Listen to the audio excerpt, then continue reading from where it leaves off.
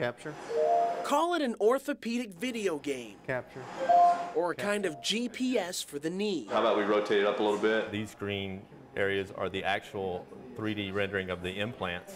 Meriter Hospital's new Makoplasty procedure is changing the way surgeons prepare and execute partial knee replacements. Partial knee replacements have been around for a long time, but what this allows is a way to do the partial much more accurately.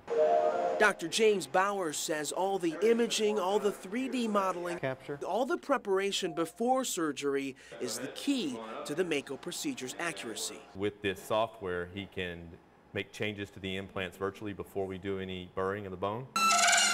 And once doctors begin burring the bone, the robot dictates where surgeons should focus on. It's not letting you cut, see? Yeah. It's not letting me cut any further. Yeah.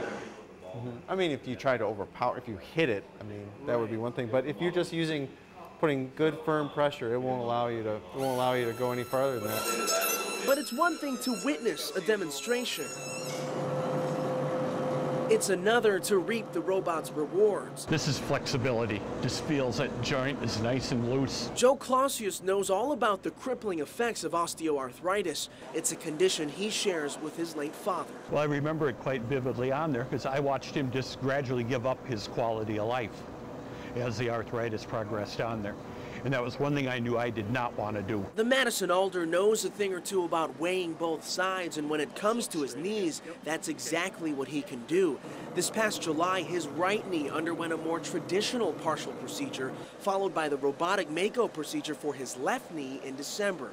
Clausius says the difference in recovery time was huge. I'd have to say the one I had done last summer on here, that was roughly close to 6 weeks.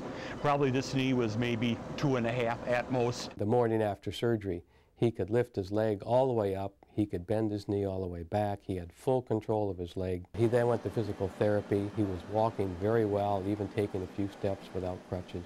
Far beyond what I would have expected. Dr. David Bartlett is the one who introduced Mako to Meriter's facilities. He says this is just the beginning of a complete revolution in orthopedics. There's no question at first you have to question the reliability of the computer and the robot.